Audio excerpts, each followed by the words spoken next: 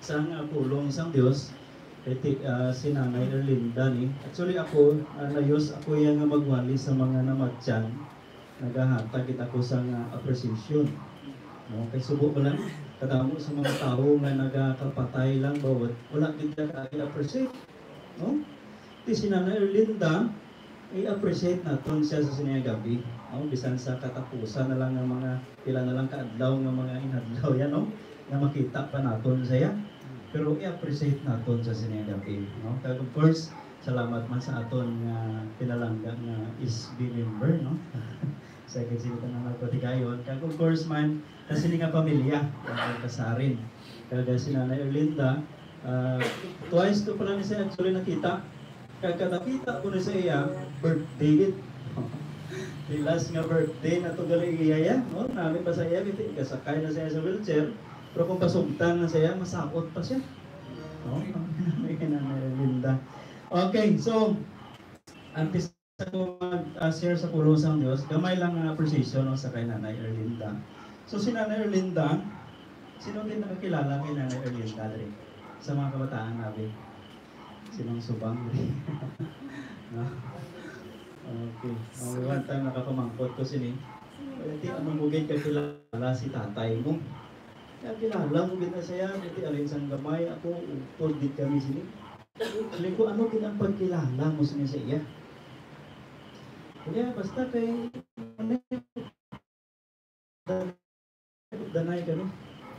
Silin ko kung kilala mo gina siya, ang pamangkot mo ni, magsuksok sa sang short, anong ginauna yan? Wala kung tuo. Ay, ambot. Hindi ko kilala, no? Hindi ko magpalabras naman siya. Anong ginauna? Ang babaw o kung ang dalong? Tama naman sa inyong mga partner, kilalahan ulit siya, no? Basi ko lang magsuksok sa short, walahon.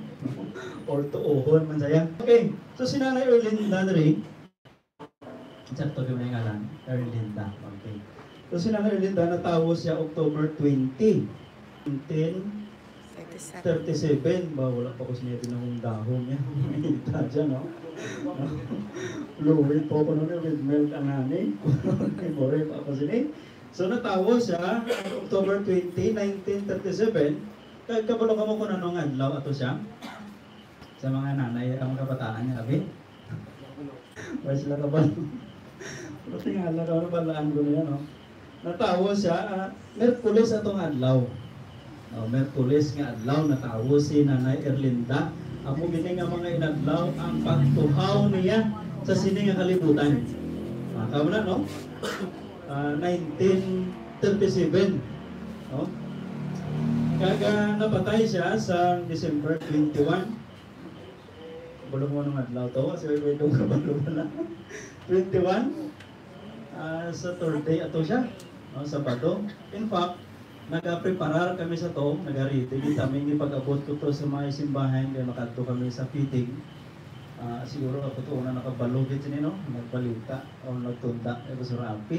Naka-open ko sa Facebook. Ito friend kami ni Nongboy. Si Nongboy lang. Friend kami. Pero why kami relasyon na? Friend lang kami. Nag-post siya. Isa sa mga bata siguro ni Nanay Erlinda. Nag-post din. Kinshare mo lang niya. Nga si Nanay Erlinda nagtaliwa na. Naka-post ko to kadali. Hindi ko mula na si Nanay Erlinda. Boy na po kapinan na birthday. Ako na wala, no? Tingin ang palang gusto ko sa Rapi. Kadasig lang daso maglapta. Kaya nakabalon na. Thank you, Ate Lai. Tiyo mo ni. Mega lang shoutout, Ate Lai. Kaga nagasimpatiya sa family at kasarin. Kaga lipay man kami nga nag-pray kami. Nag-pray ko actually. Kaga nag-ayaw mo ako kay Pastor Rapi. Isa lang ka bisis. Makawali kami. Sili ko amanan. MP admin. Mega lang So shoutout. kanami ko lang sa Ginoo kaya ang ginaman niya ya. Hasta giniguro ilubong may minalihay na niya. Thank you, Diba? Ate Lai. Kanami. So, Thank you so much. silin ko para ma-comfort man sa pulong sa Diyos. Importante kayo ni. Kinanglanon ni. Kagari, hindi lang niya para sa inyong pamilya, kundi para sa aton tanan. Okay, actually, si Nanay Erlinda sa realidad niya, nauna lang niya siya. Di ang sunod sina, wait kabalo kung sino, basi ako, basi kamuman, or kita tanan, wait kabalo, di mapaktan, pero nauna lang siya.